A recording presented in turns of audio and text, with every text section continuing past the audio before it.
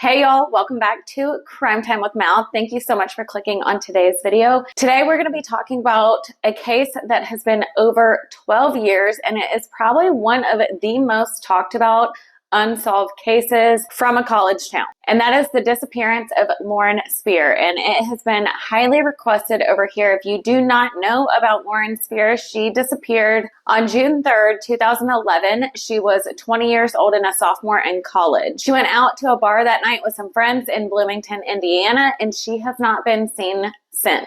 Lauren has been presumed deceased, but she is still missing and her family is still actively searching for her.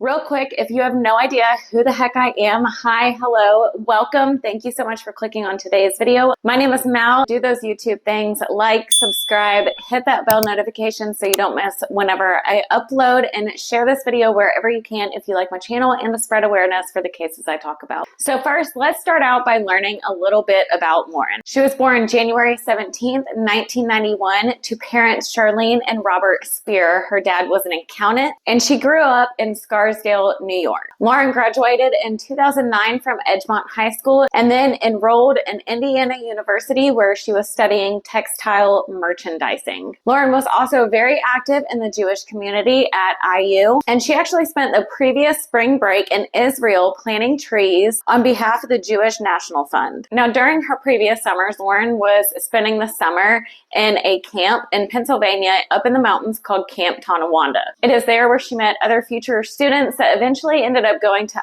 IU, and they all became a very close circle of friends. She also met her boyfriend Jesse Wolf and her friend Jay Rosenbaum there. In the late evening on June 2nd, 2011, Lauren is seen leaving her apartment with one of her friends, David. The two then went to another mutual friend's apartment, Jay Rosenbaum. Lauren, David, and Jay then all three make plans to go over to Jay's neighbor's house, which is having a little get-together party with about 10 people there named Corey Rossman. Now at Corey's apartment, like I said, there's a little party going on. Like most college kids, there's drinking, maybe a little substance use. By midnight, David decides it is time for him to leave. He leaves that apartment and heads back to his apartments at Smallwood Plaza. He is seen on footage entering his apartment complex and not seen exiting again until the next morning at 11 a.m. 1:45 in the morning rolls around and Lauren goes to Kilroy Sports Bar and is seen leaving with Corey Rossman at 2:27 in the morning. The patio area at this bar is a sandy beach type area. So Lauren actually leaves her shoes and her cell phone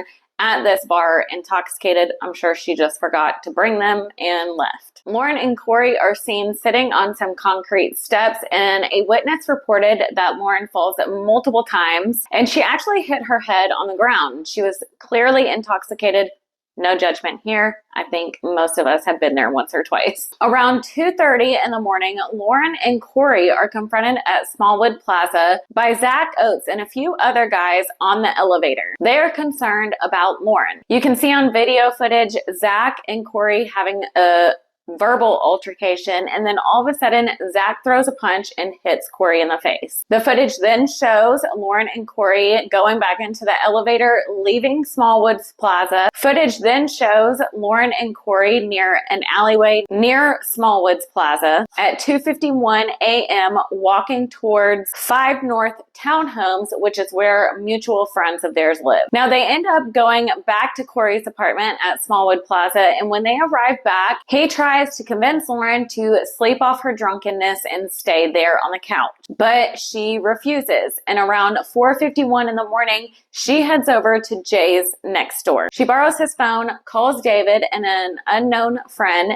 but neither one of them answer her call. By 4:30 in the morning on June 3rd, 2011, Jay says that he last saw Lauren at the intersection of 11th Street and headed south on College Avenue. She was wearing black leggings, a white t-shirt, and she was barefoot because remember, she left her shoes at the bar. By 5:35 in the morning, now it is not clear if this tip was actually verified, but there was a tip by a homeless man that said that he heard some screams at that time. And this was just west of where Lauren was last seen. This homeless man was assumed to be called Road Dog, aka Franklin Crawford, but unfortunately police weren't able to speak to him because he passed away a few days after Lauren disappeared. June 3rd, 2011, that afternoon, Jesse, Lauren's boyfriend, repeatedly tried to call Lauren's cell phone, but he is eventually contacted by an employee at Kilroy's to let him know that Lauren actually left her phone and her shoes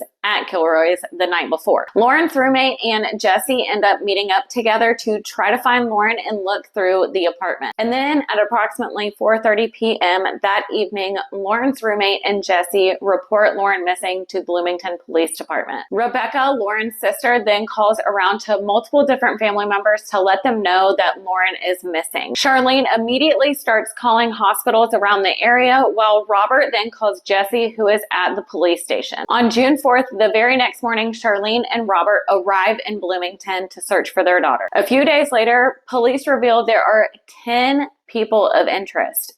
Don't confuse that with suspects, because people of interest and suspects are completely two different things. Volunteers continue to coordinate searches to find Lauren, but Lauren is nowhere to be found. Now, from the beginning, Lauren's parents believe the group of friends Lauren was with that night know more than they are leading on to. 4 of the guys that were hanging out with Lauren that night immediately lawyered up. Like, they did not waste no time at all. And you know, that's smart to do. Everyone has the right to lawyer up, but to immediately lawyer up, why don't you just say what you know? Corey, Jay, Mike, and Jesse are all currently, to this day, persons of interest in Lauren's disappearance. Now, Jesse does have an alibi of saying that he was at his house the early morning hours of June 3rd, but police have no actual way of verifying his alibi. All of them were cooperative in the case, and all of them were also asked by police to take polygraph tests. Now,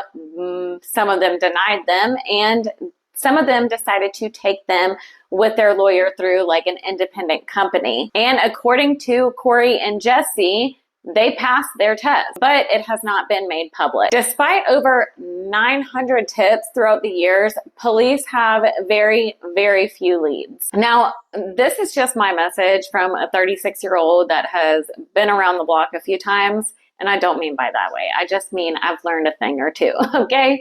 But to my college kids, you are not invincible, really, to any kid. I know we think that we are invincible, and part of that is because this frontal lobe does not develop until we are 25, and that makes us think more rationally, right? We don't have that when we're kids or young adults. So please know that you are not invincible. Please be careful of the friends that you hang out with. Pay attention to how people treat others.